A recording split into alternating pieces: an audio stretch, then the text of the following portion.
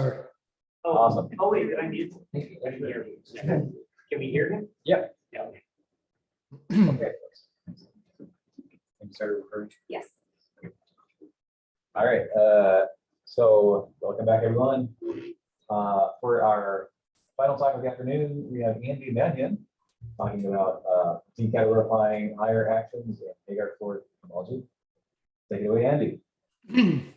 Thank you. Thanks to the organizers and thanks to you all for coming. I'm here virtually at this, well, football national champion, Georgia. And so, yeah, I'm going to give a talk about decategorifying higher actions in Heegaard Floer homology. And the goals of this talk are first to explain the decategorification of some higher structures, some two representation structures that come from bordered Heegaard Floer, and specifically through my joint work with Raphael Rouquier.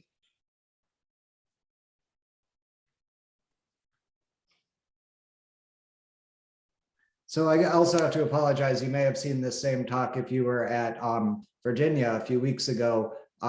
So it's going to be the same talk. I apologize. It's on certain things in bordered Heegaard Floer. So these two representation structures come from joint work with Rouquier.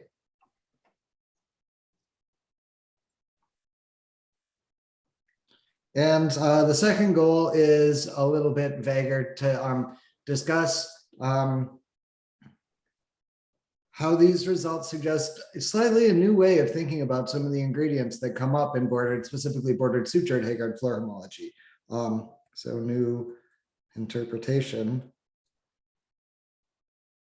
I guess I'll say new question mark. Zarev may have had such things in mind when writing down the theory originally, but it's at least not how these things are usually viewed in Heegaard Floer. So I just wanted to sort of try to sell an alternate perspective, a new interpretation of ingredients of bordered HF, and specifically Zarev's sutured surfaces. And we'll talk about what those are very soon.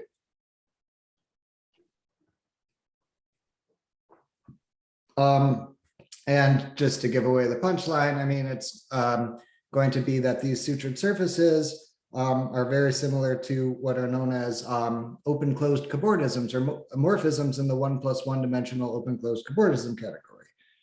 And you can think about gluing along intervals, gluing along circles, and the theorem I want to get to today is in the end a sort of gluing along intervals type of theorem. So that's not how these things are usually viewed, but let's first say what they are and say a little bit about the context. Heegaard Floer homology may be familiar to a lot of you. It's due to Ojvath and Szabo around 2000. And so this is some sort of a 4D TQFT. So it has invariance for three manifolds and for four manifolds, for smooth four manifolds, and these are very powerful. And you can think about trying to extend down as well in the sense of extended TQFT, the cobordism hypothesis, getting higher categorical structures as you go down in dimension. And this is something that's been studied quite a bit in Heegaard Floer homology, especially if you go one level down. That's what's known as bordered Heegaard Floer homology. So I'll just say furthermore, you can extend down to two manifold invariance, and then I'll put one manifold invariance question mark. That's the subject of what's known as a less well-studied theory known as cornered Heegaard Floer homology, and that is sort of the main Heegaard Floer thing that this paper with Raphael Rouquier addresses and reformulates. So let's say the two manifold invariants are bordered Heegaard Floer due to Lipschitz, Ojvath, and Thurston, or LOT for short. If you hear people say LOT, that's what that is. And also, especially relevant for this talk is a different way of thinking about this theory, which is due to an old grad student of Peter Oshvath, Ruben Zarev. So this is around 2008. Zarev's work is around 2011. And this is, so if you're familiar with the fact that there's bordered and then there's bordered sutured Heegaard Floer homology, and these are in some sense two perspectives on a similar thing, the Zarev's bordered sutured version is more general, and that's the perspective. So at various other talks, I've tried to argue why like this project suggests that Zarev's framework is better from the light of this project than LOT's formulation, but I'm not going to go too much into that this talk.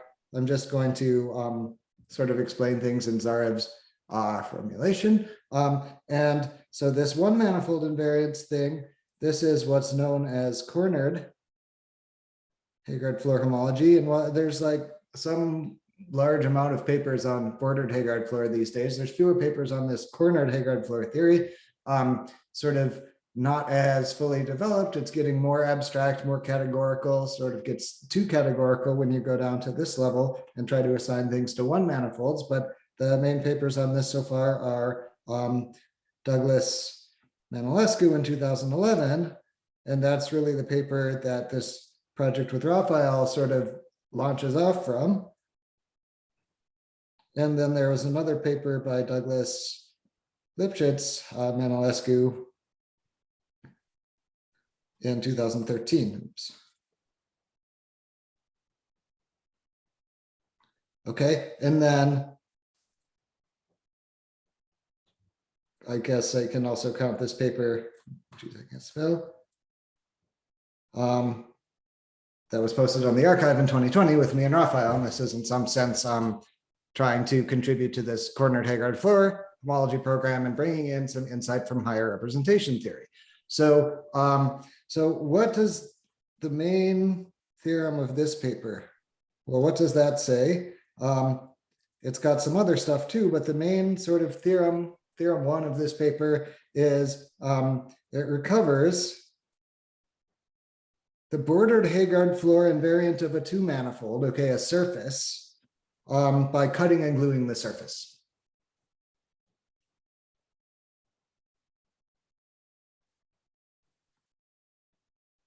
A surface F, let's say, from cutting and gluing.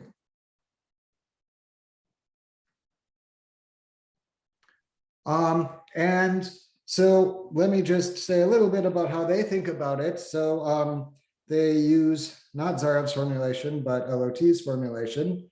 So I'll discuss in a little bit how this differs when we do our work.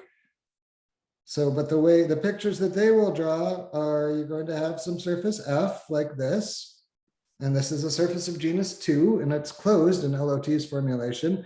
And then I'm going to cut along this circle. So if I cut this surface, then I get two surfaces with S1 boundary, and Douglas-Manolescu talk about assigning something to the top surface, something to the bottom surface, and having some gluing formula that sort of tensors those things together and gets me whatever is the bordered Heegaard Floer invariant of this surface. Now, if you're familiar with these things, such a surface F, you don't assign an algebra. So the invariant you can think of as some derived category. That really is an invariant, derived category up to equivalence. But even more concretely, what you do is pick some combinatorial representative of the surface and then assign a DG algebra to that. So for these closed surfaces, the surface is represented by what LOT call a pointed match circle. So the picture that I would draw for this genus 2 surface has sort of a circle with this base point right here, and then we draw this matching. So there's sort of 8 distinguished points, which are the endpoints of these little red arcs that I drew, and the red arcs match them in a 2-to-1 manner. Okay, and these are sort of like little nested matchings, and there's 2 of them. And then what I think, or how Douglas-Manolescu think about this, is they're cutting the they cut the pointed match circle in half and sort of assign something to the top and bottom. And then they think of the top as giving you this torus with S1 boundary, bottom giving you this one. And then there's some gluing formula that recovers the algebra. So this pointed match circle gives you an algebra. Let's call this Z is the pointed match circle. And then you get an algebra A of Z, and Douglas-Manolescu recover it by cutting and gluing. Now, let me just say, before I get into a little bit more detail, let me say Zarev's version. Instead of F that looks like this, it's going to be F with boundary, and then certain structures on the boundary. And here I'm just going to draw this, and we'll explain in a little bit what this means. Got the orange part of the boundary, which is called S plus, and the black part of the boundary called S minus, and they meet along a set of points that are called the sutures. And this is represented by what Zarev calls an arc diagram, which I'll also use the letter Z for. And then this gives you, similarly to this construction, it's a generalization of this construction, it gives you a DG algebra. These are DG algebras. A of Z. And you can think of Douglas-Manolescu recovering this A of Z by cutting and gluing. And the arc diagram would look like this in this case. And I'm going to cut. And that cut is just going to give me two other arc diagrams. So it's, I mean, somehow making this cut on an arc diagram looks less drastic than what Douglas-Manolescu are doing here. This looks like a weird type of operation. This looks like it's cutting an arc diagram into two things that are not weird at all. They're just smaller arc diagrams. And that sort of, that's a clue to what's going on in our work as opposed to Douglas-Manolescu's. But basically in this talk, I'm just going to think of what's going on is, so this has some algebra A of Z1, this thing has A of Z2, and then A of Z can be recovered from A of Z1 and A of Z2 plus some higher actions on these things. And that's this two representation structure. And that in some sense is a reinterpretation of what Douglas-Manolescu do. But in another sense, it sort of gives you a more flexible approach to this whole thing. So this, I'll just for now say recover from A of Z1, A of Z2, but sort of with higher actions. Okay, and these higher actions, whatever they are important for recovering this full algebra A of Z. Okay, and so the limitations of Douglas-Manolescu's framework are, well, for the purposes of this talk, I want to sort of talk about two things that to me seem a little bit like limitations of this framework. You can ask about doing multiple cuts. So if I have this genus 3 surface in Douglas-Manolescu's perspective, and this comes from a genus 3 pointed matched circle, and I want to cut into genus 1 things. So I want to make two cuts. I sort of want to make a cut here and I want to make a cut here. And then you wonder, well, it's like, how about this middle piece? This doesn't look like either of the two pieces in what Douglas-Manolescu write down. In their paper, you see this type of picture, but it seems from this perspective that this middle piece would be different, okay? It's not, you know, an interval, it's a two intervals or something. So, well, they don't answer this question. They don't talk about doing multiple cuts. And the second question, or the second limitation that I sort of want to highlight is that the algebra of this Douglas-Manolescu paper is sort of made up to fit the purpose, but it's not entirely clear how it relates to other constructions that people care about in the wider realm of mathematics. And it turns out that, in fact, it's a lot better than you might think just by looking at it. In fact, what they're doing is really just a different perspective on some of this higher representation theory stuff, that then there's this theory that people study. And in particular, Raphael has sort of tensor product operation that's very closely related to this type of gluing and recovering the big algebra from the smaller algebras. And that's what our paper is about.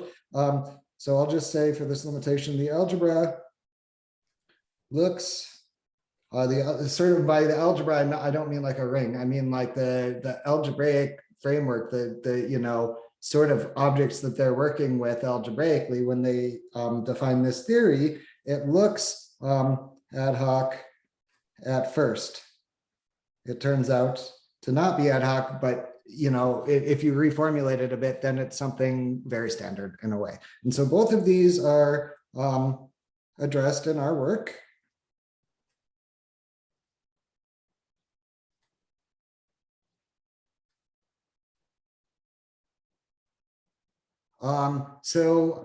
What's going on for the second one first is that this algebra really is, like I said, the algebra is really higher representation theory.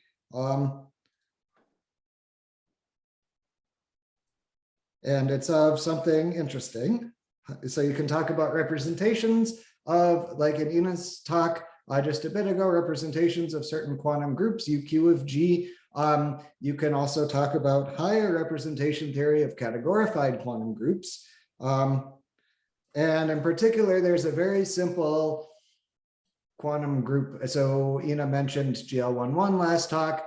An even simpler thing is just the positive half GL11 plus. It's like a one-dimensional Lie superalgebra with trivial bracket, basically. But then I can take U or UQ of that, and that's some very simple Hopf algebra or superalgebra.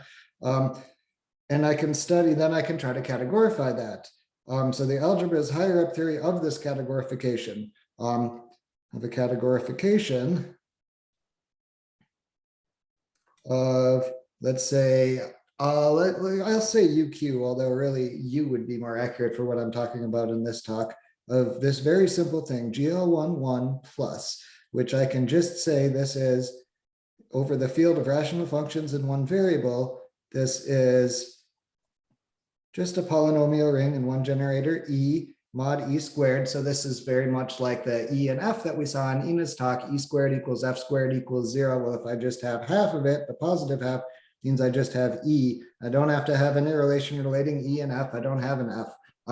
So in this categorification, okay, so this is a very simple thing. Kovanov wrote down a categorification of this thing using certain DG monoidal category that I'll call just U plus in this talk, okay, to categorify UQ of GL11 plus.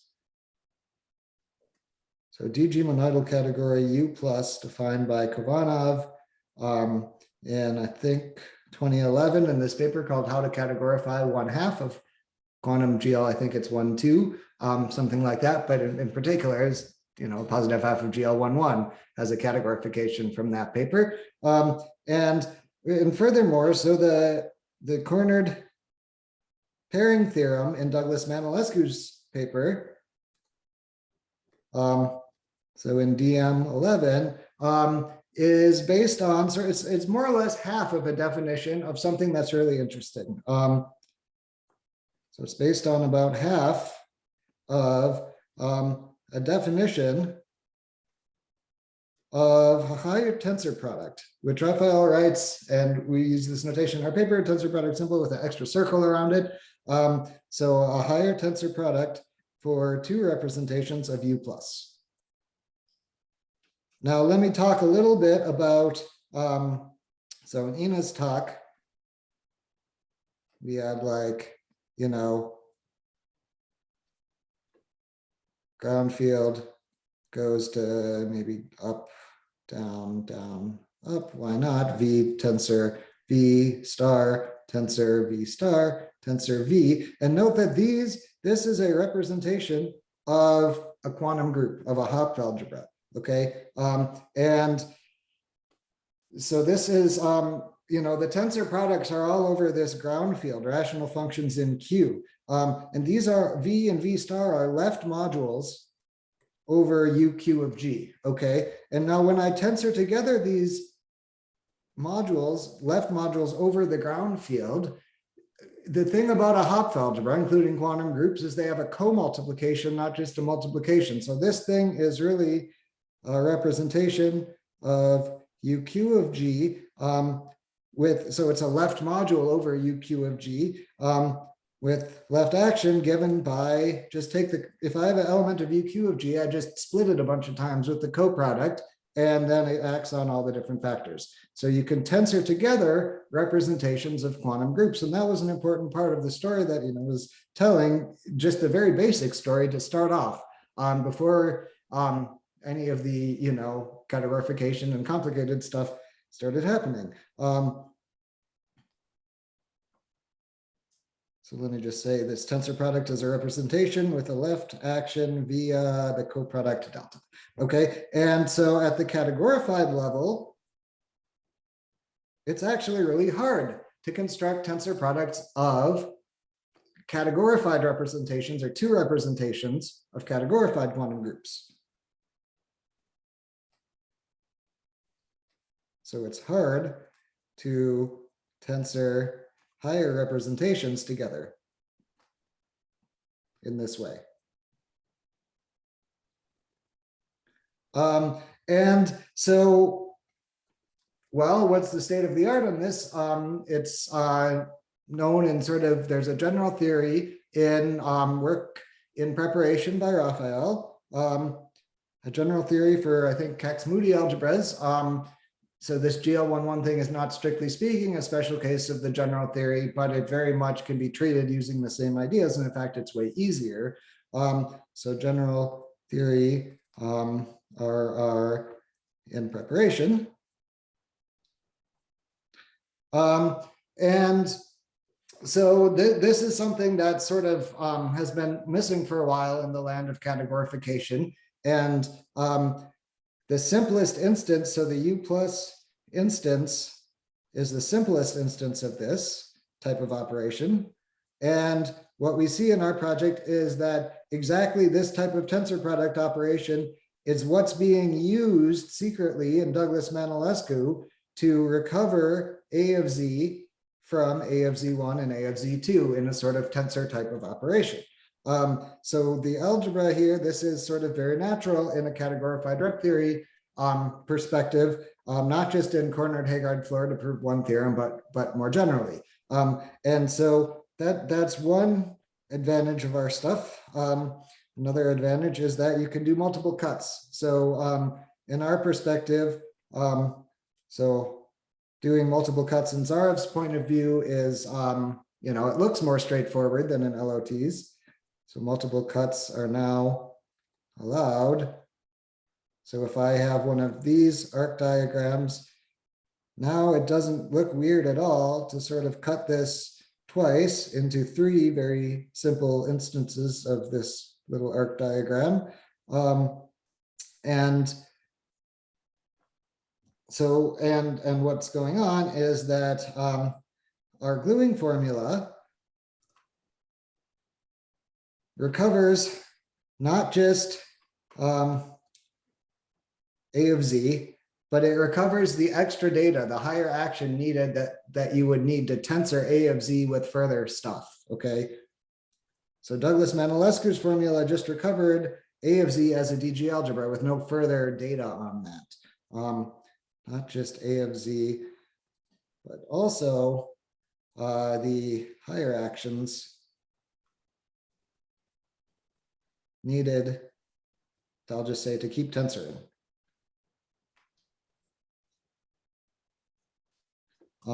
So like A of Z, which I got A of Z from a tensor product, but then if I want to tensor that with another thing like this thing, you can do that if our gluing formula recovers everything you need to do that. So that these are some advantages of this stuff with Raphael. I just want to point out, so before I launch into the next part of this, so note, rather than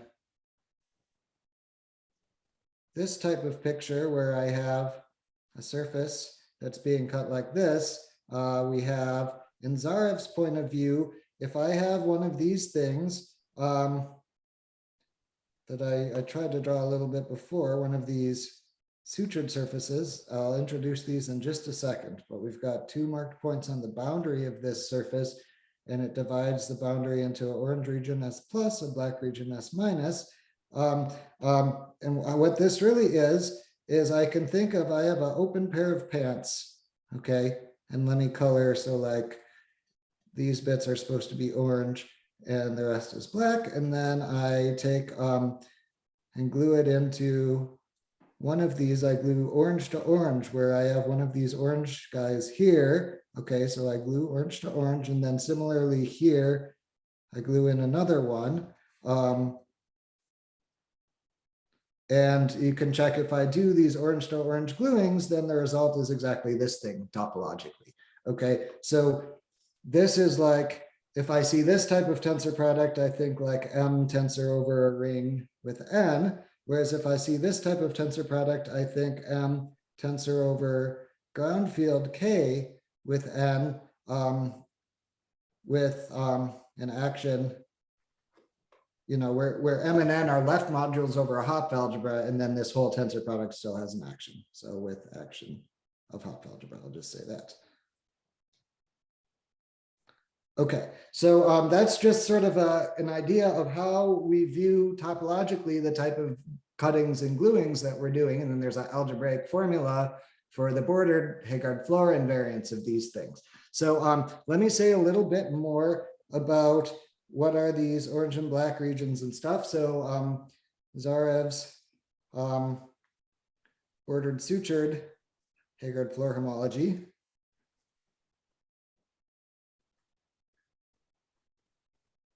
It assigns, well, a DG algebra to a so-called sutured surface, which can write it F comma lambda S plus S minus. So say what those are, but it's got to be represented by this combinatorial data of the arc diagram. And I'll say what that is in just a second.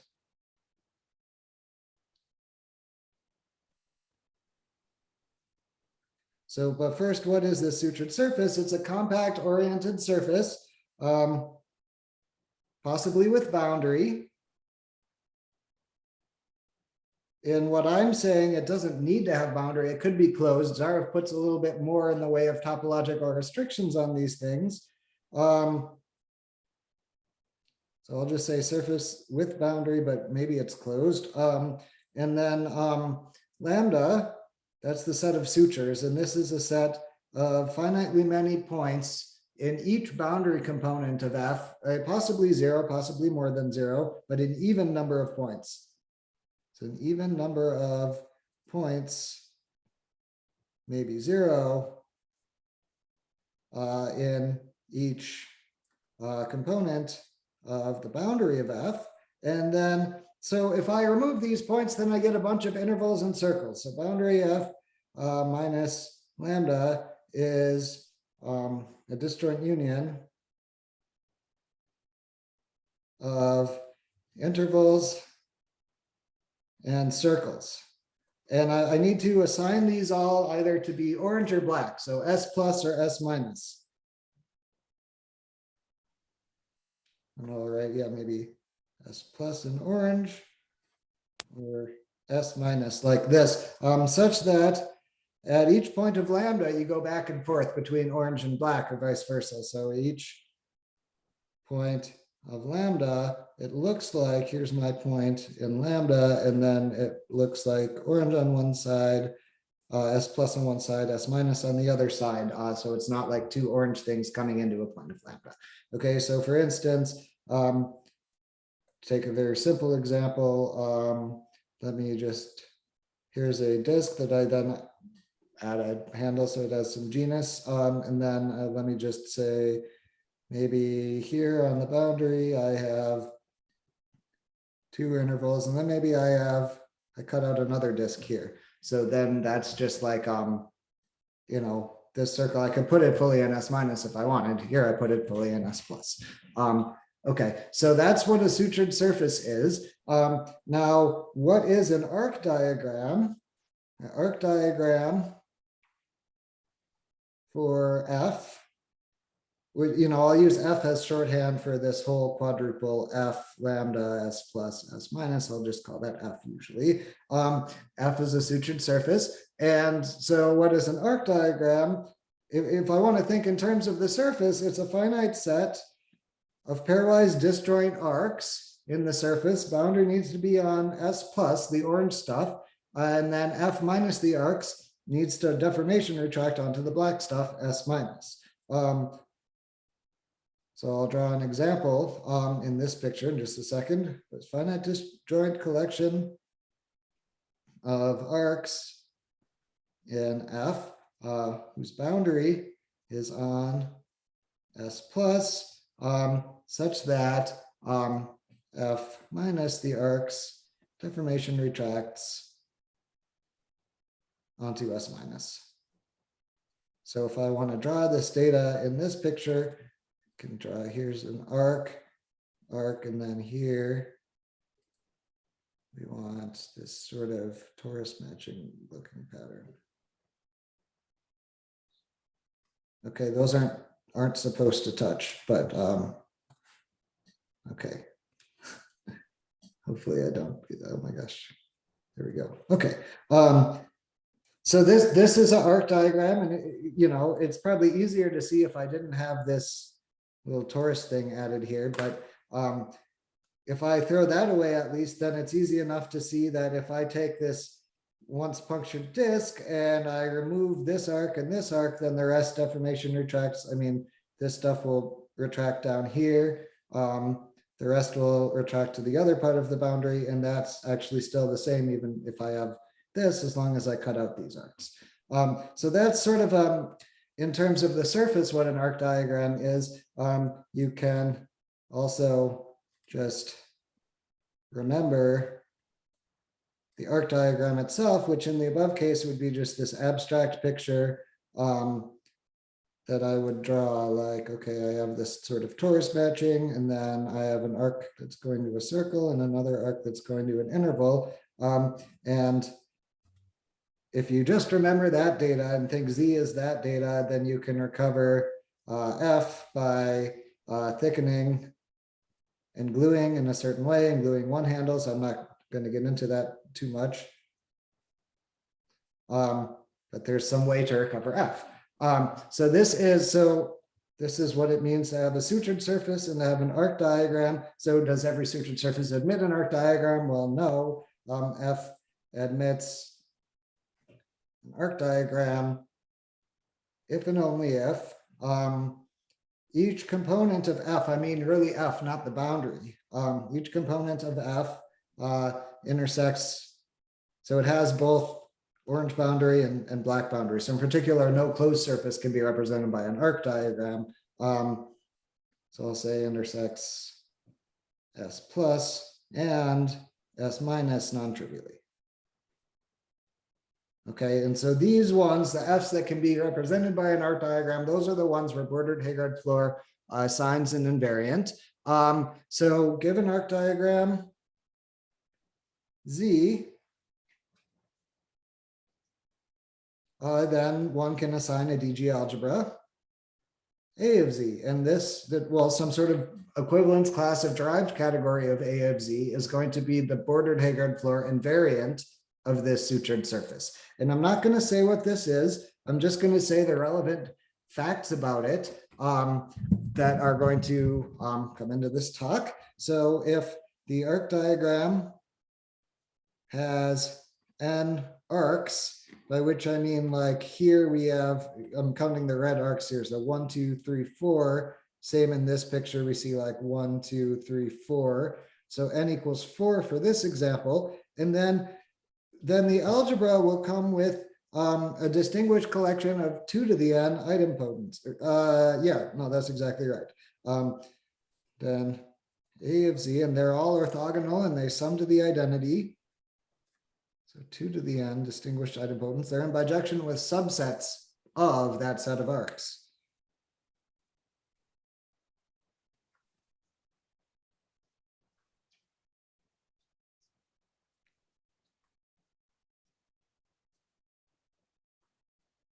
So one way I like to view things is you can view A of Z really as, instead of being a DG algebra, you can view it as being a DG category with finitely many objects whose objects are these idempotents.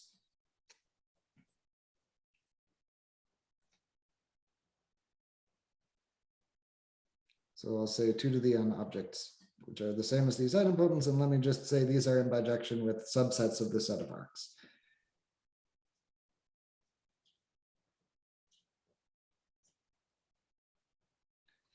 Okay, so now that I have this DG category, well, I can, how does one decategorify? Well, one way to do it is, let's call this a proposition. So let's A of Z bar, view it as a DG category, and then take its pre-triangulated closure, okay?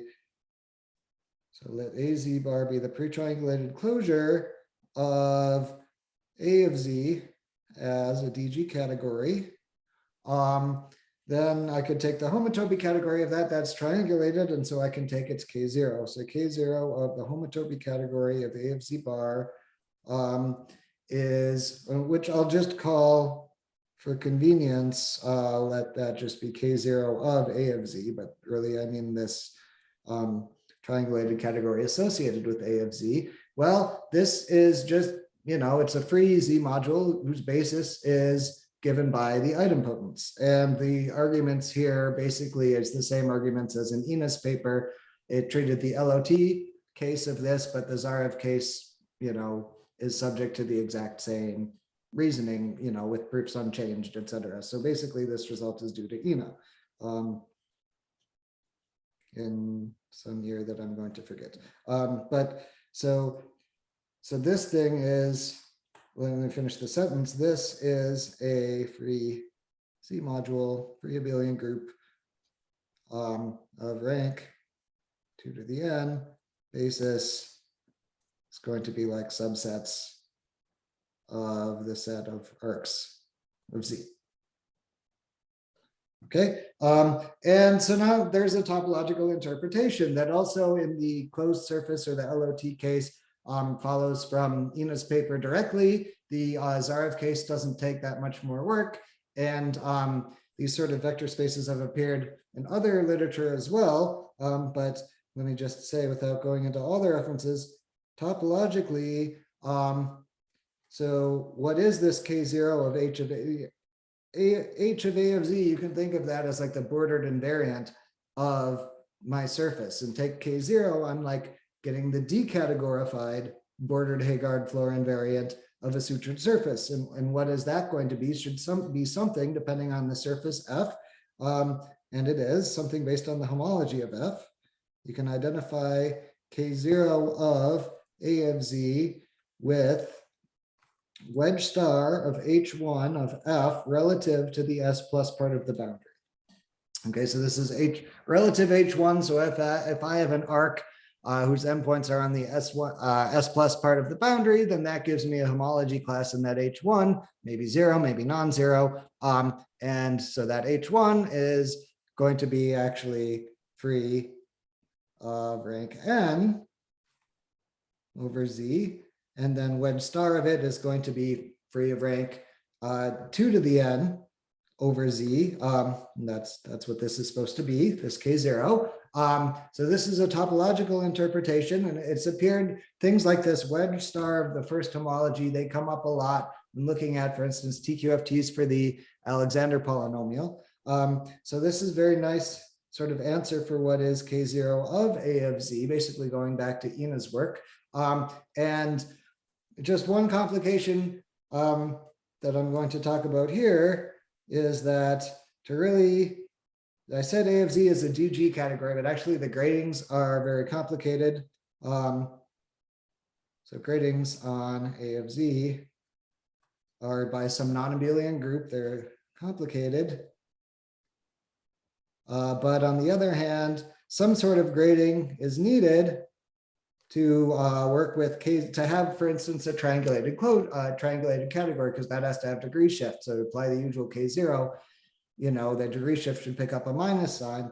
So if I want to work with K0 over Z, then that's what I need. Instead, I can just work with like an F2 version of the Grothendieck group, and then there's no signs needed. And so no gradings at all are needed on my algebra or the modules or the triangulated category.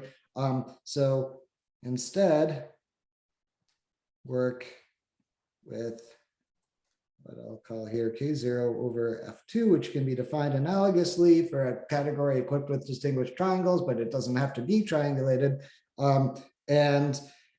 And this is, so I'll write K0 F2 of A of Z, and then this is isomorphic to wedge star. And for the rest of my talk, everything's going to be sort of F2 when you might have expected Z, and that is just sort of the simplest version of these things. Okay, so then we just take homology with F2 coefficients, and that's that K0. Okay, so this is these sutured surfaces and their arc diagrams. That's the sort of topological input to bordered Heegaard Floer. And these arc diagrams are the algebraic invariants you assign to those topological inputs, and then you can decategorify and you get this wedge star stuff. So that's the takeaway message so far. Now, how about this work with Raphael?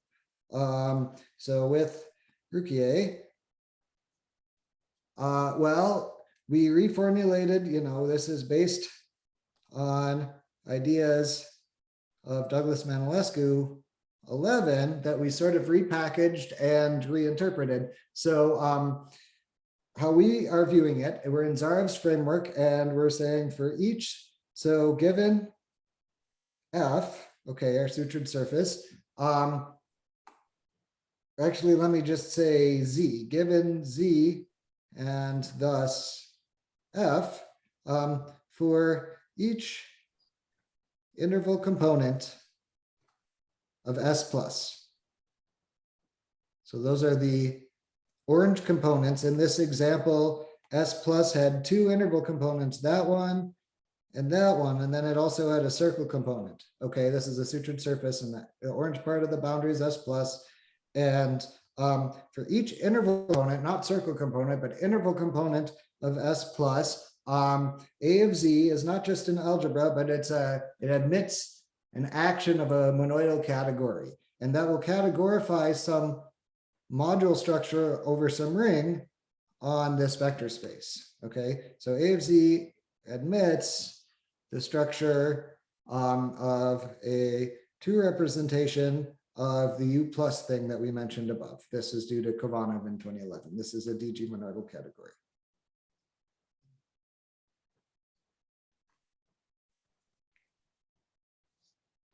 And so we're going to, so based on this complication, you know, above I said U plus categorifies, what did we say? U plus categorified this thing, right? Here's the U plus, and it categorified this, and it was over some field of characteristic 0 and even had a Q in there. Well, for the version that we're doing with no gradings and we're decategorifying over F2, so for this talk, and indeed for the paper that this talk is based on, so we're going to view this as categorifying a simpler thing, F2 of E mod E squared.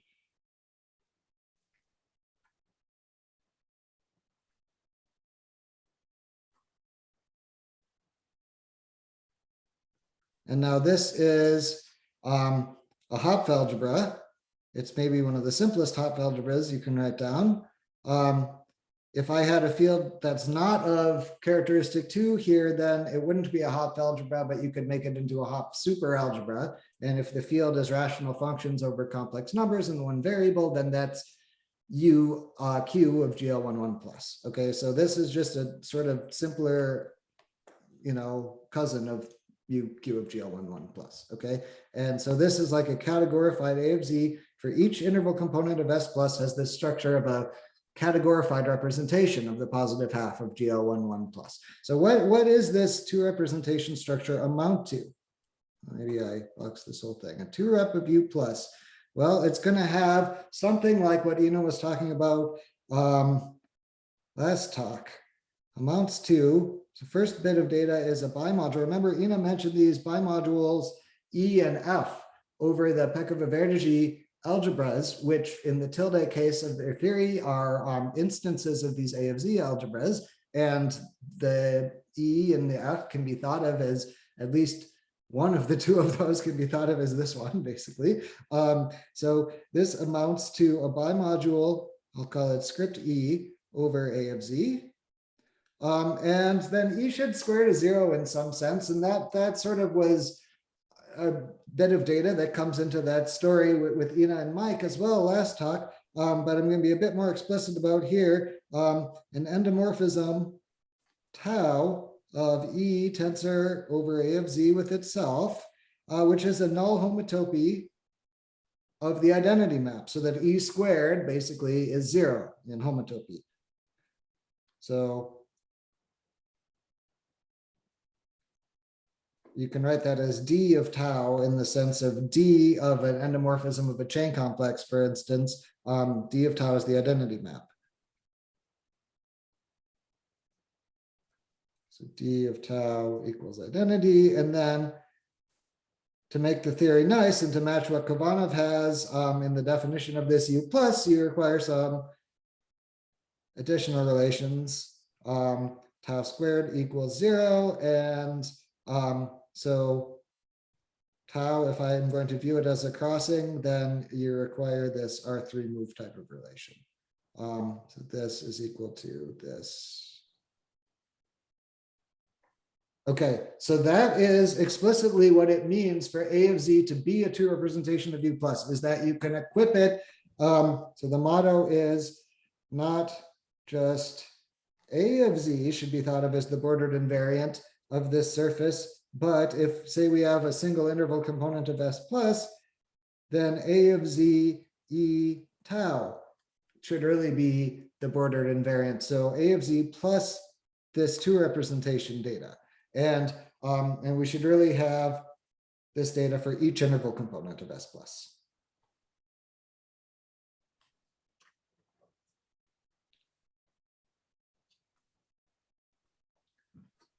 Okay, so now this E, that's a bimodule over A of Z. So if I take K0 and the bimodule is nice enough, then it should give an endomorphism of K0. So write it this way, decategorifying E should get a linear map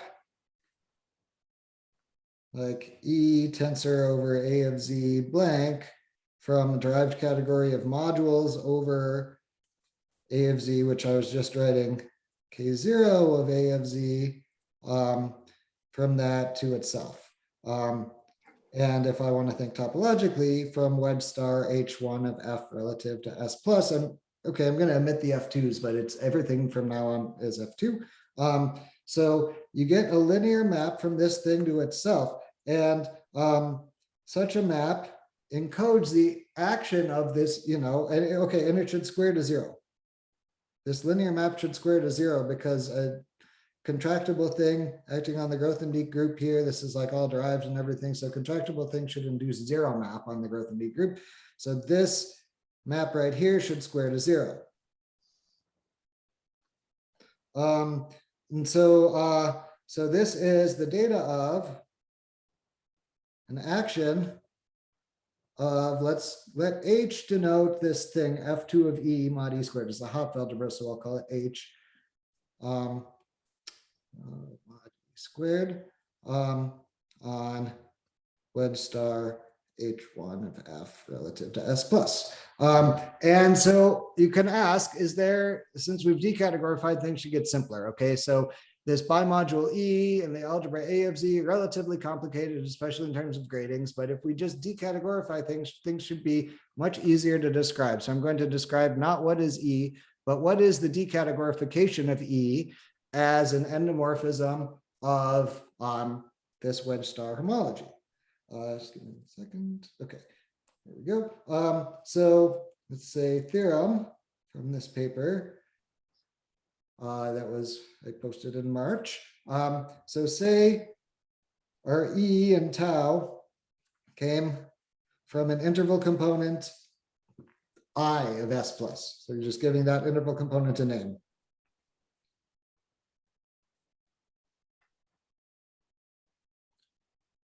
Then the map E tensor over A of Z blank from wedge star H1 of F S plus to itself. Well, it amounts to, if I think of wedge star, that's all of the different wedge powers.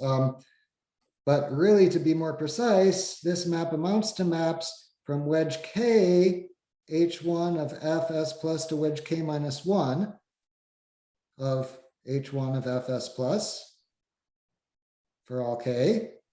I mean, for sufficiently large K, this is a finite rank thing, sufficiently large K, I'm going to get 0. But so this endomorphism amounts to this type of map for each K, and these are all induced by a map H1, and let's give this map a name. Let's call it phi sub I from H1 of F comma S plus to the ground field F2.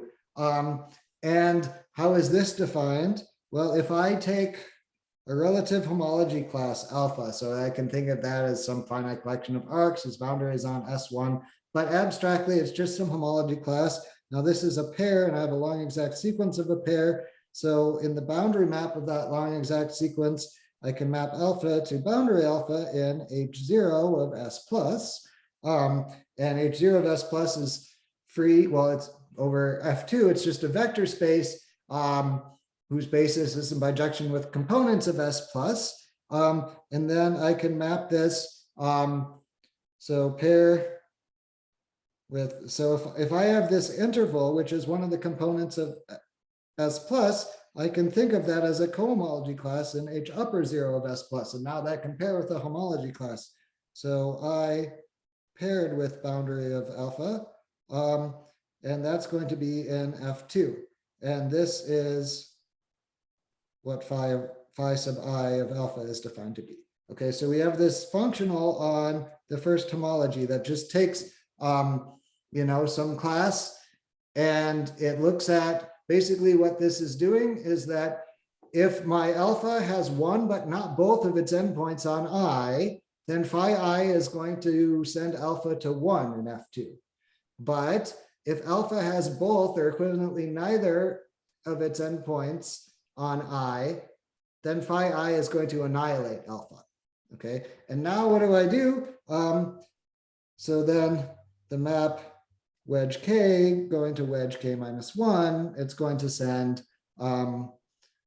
it's going to have a wedge product of these homology classes, alpha 1 through alpha K, and that's going to get mapped sum J equals 1 to K, phi I of alpha J, alpha 1, wedge dot dot dot, wedge alpha J hat, wedge dot dot dot, wedge alpha K. I don't have to worry about signs in this thing because we're over F2. My favorite field.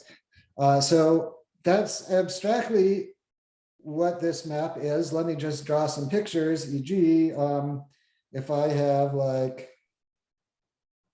let me just suppose my boundary of my F looks like this, and I have this, let's say alpha 1, alpha 2, and let's say this one is I, okay? And let's say I also have like some circle here, and I'm going to have like this. Okay, so let me relabel actually. Alpha 1, alpha 2, and alpha 3. Oops, alpha 3. Okay, so this is under this map E. So let's call this map E, okay? And then under E, this map goes to a sum of, well, alpha 1 that has an endpoint on I, but its other endpoint is not on I. So removing alpha 1 is one of the terms of this map. So hopefully I don't waste too much time drawing. I know I've got about only 5 minutes left. I will try to finish by then. So that's one term where I like remove alpha 1. Now alpha 2 has both of its endpoints on I.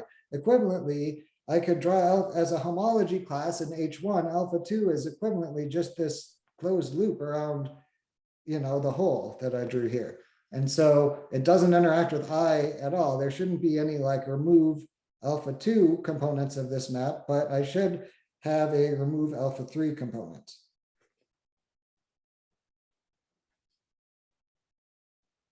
So that would send my generator on the left to something, oops, tablet is slowing down on me, overheating. I got one of these Microsoft tablets, so they are a little bit finickier. Okay, sorry. Here we go. Alpha 1, alpha 2, but I've removed alpha 3. Okay, and that's where E sends this. This is in wedge 3, okay, and it's getting sent to an element of wedge 2 of the first homology. So that's how this E map works. And so that is the decategorification of, from the project with Raphael and reformulating cornered-Floer, you have these higher actions of like a categorification of F2 of E mod E squared, and these are acting on a categorification of this wedge star of homology. If you decategorify everything, you get exactly this map acting on the wedge star of homology for my E that squares. So you can check that this map squares to 0, just combinatorially. Okay. So then I want to say in the last 3 minutes a little bit about tensor products and the gluing formula, because we've got a more general gluing formula here. So consider the case that I drew a picture of a little bit before, where we have this open pair of pants. This is a sutured surface, and I can pick an arc diagram for it that looks like this. Okay, here's my 2 arcs in my arc diagram. And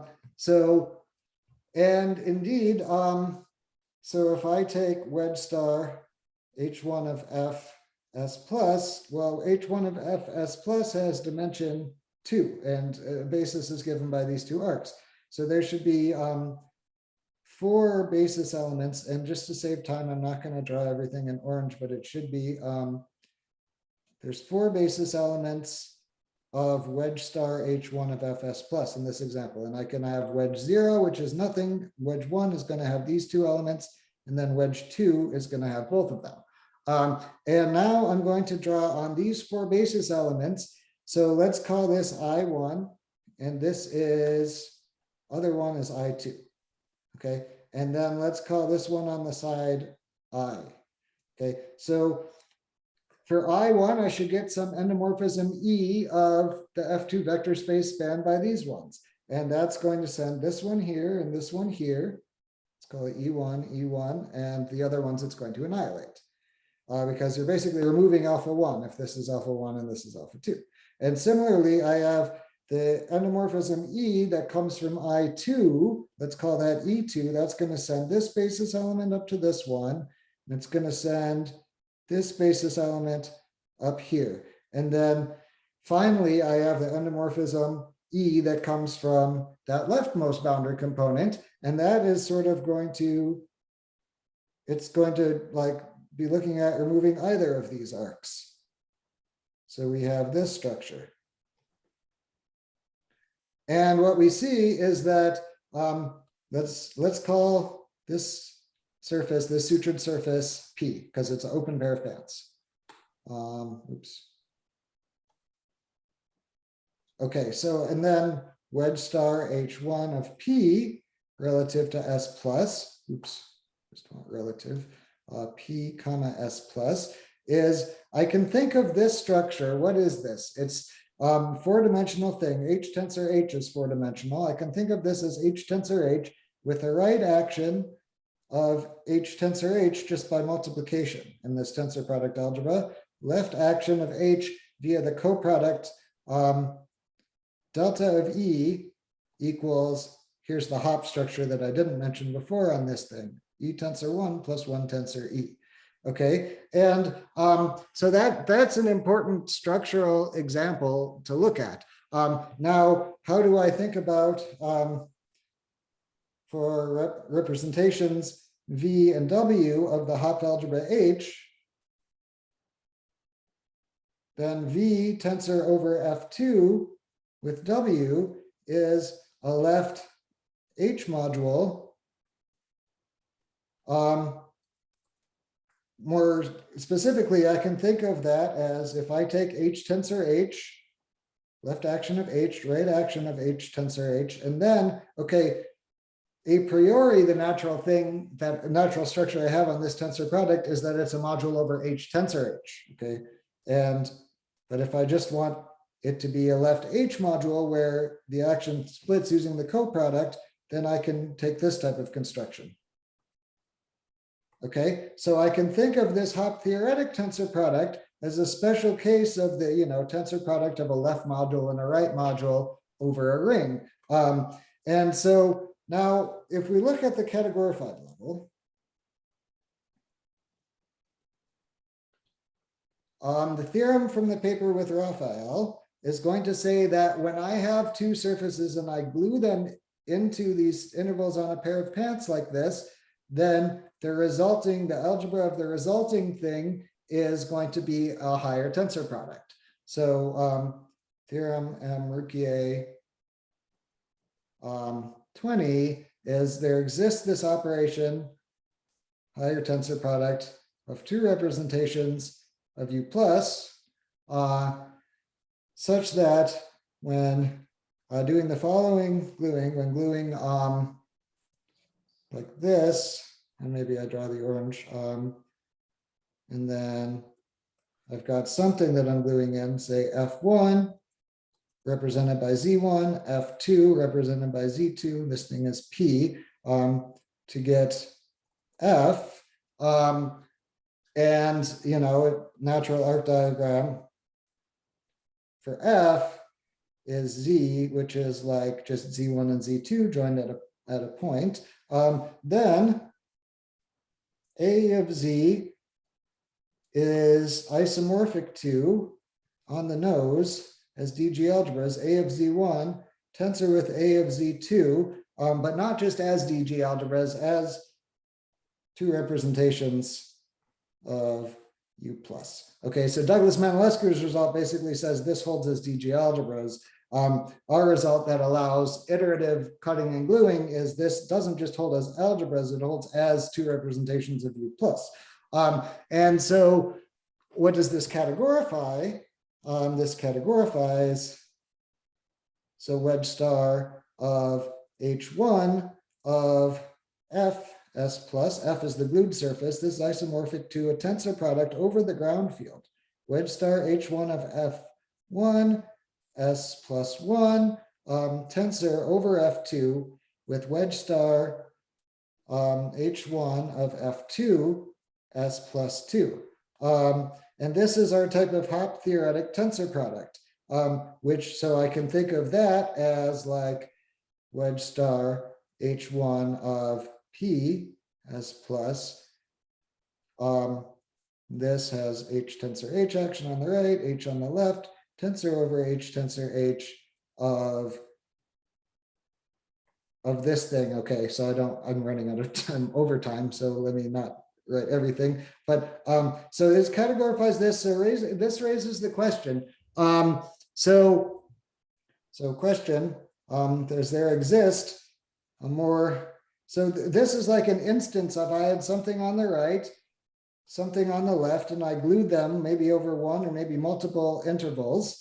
And I see that that was gluing over two intervals corresponded to tensor product over H. And that's a sort of type of gluing that recovers the one in our paper. So the question is, does there exist a more general pairing theorem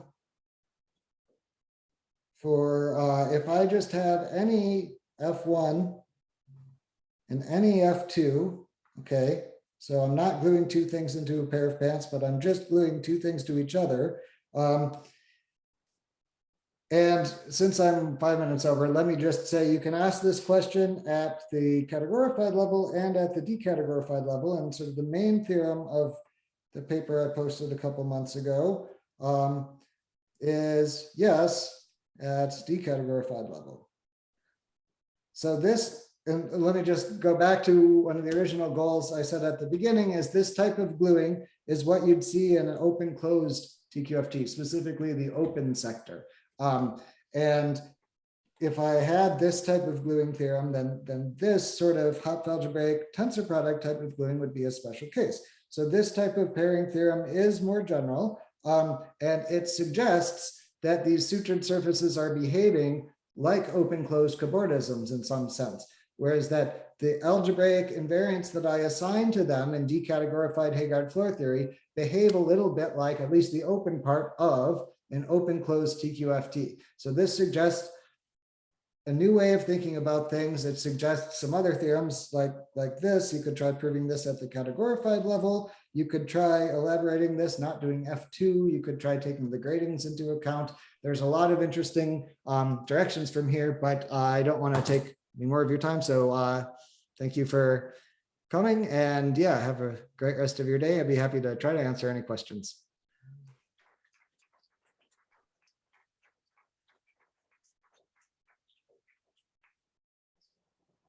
Any questions for Andy?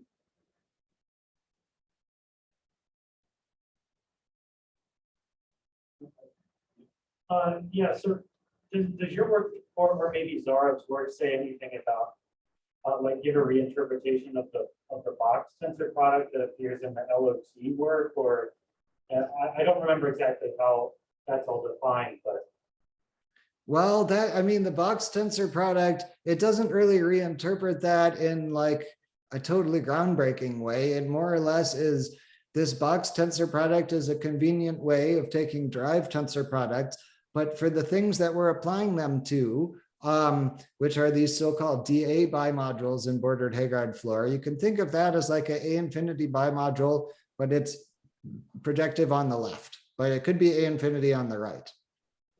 And then if I'm tensoring two of these together, it turns out that to take the derived tensor product, there is a much smaller model for that than the usual thing with the bar resolution.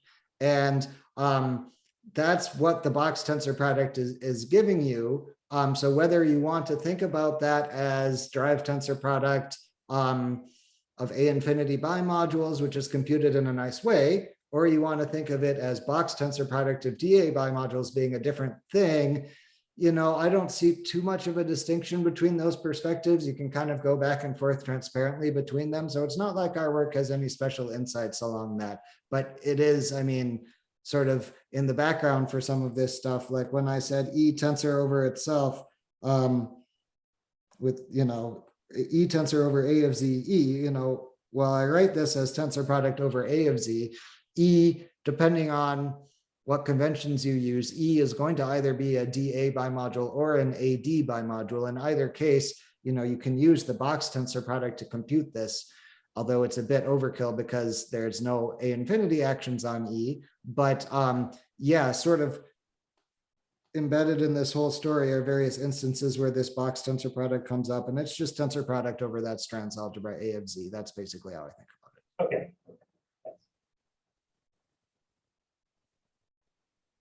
Yeah, I have a question. So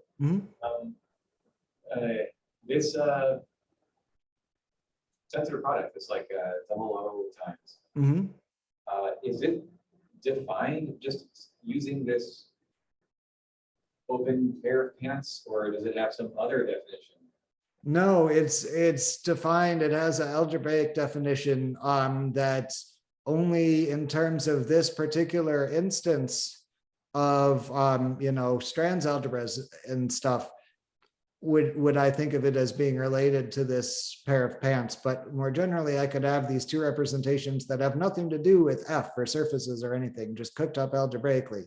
And this tensor product operation gives you a, you know, a pairing operation that builds a new categorified representation from two input ones. Now, you can maybe still think, okay, I want to think of this operation in general as being associated to a pair of pants, where if I like glue in something abstract here that's not coming from F1, and I glue in something abstract here not coming from F2, then I expect I get out some sort of abstract two representation. So I guess what I would say is that, like, yeah, it definitely has a separate definition. In terms of interpretation of it, I guess I would think of it as related to this pair of pants in general, but that's sort of has the most relevance when the things I'm tensoring with are also like an invariant of some sort of surface, so that I can really have like a gluing formula.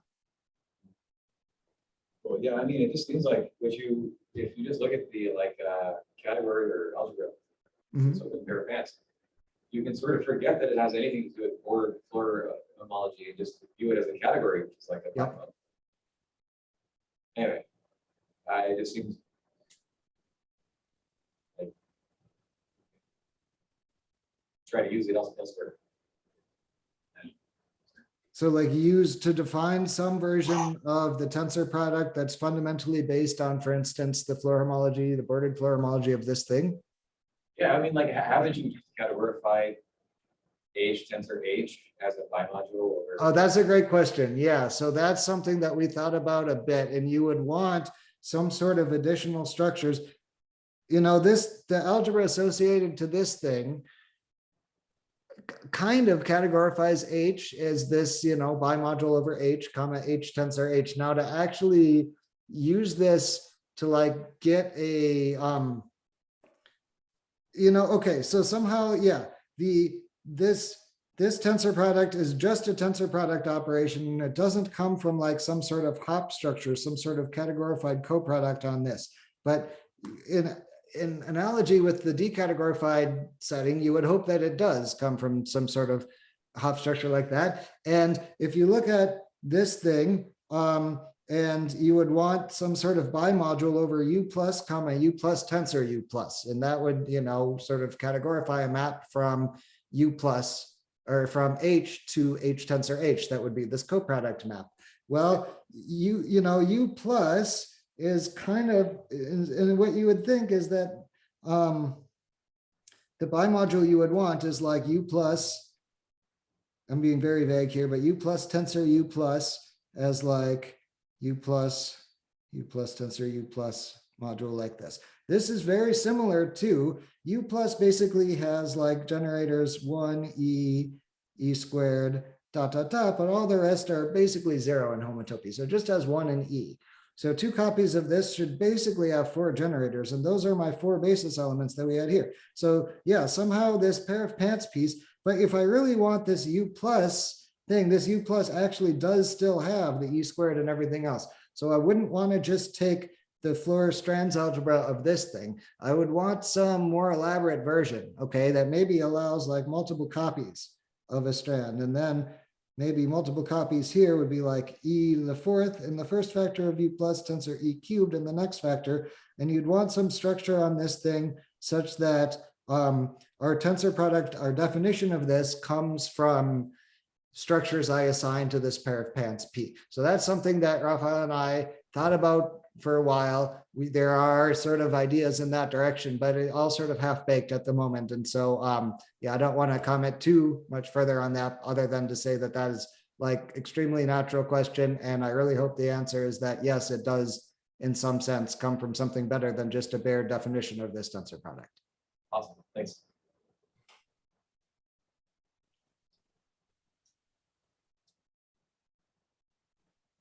All right, well, let's thank Andy again for a great time.